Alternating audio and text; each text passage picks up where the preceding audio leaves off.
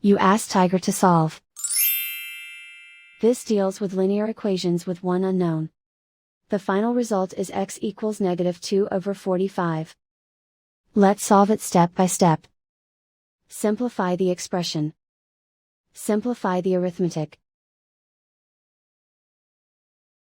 Group all constants on the right side of the equation. Subtract 4 from both sides. Simplify the arithmetic.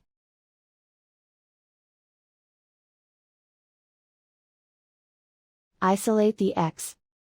Divide both sides by 90. Simplify the fraction. Find the greatest common factor of the numerator and denominator. Factor out and cancel the greatest common factor. And so the final result is x equals -2/45.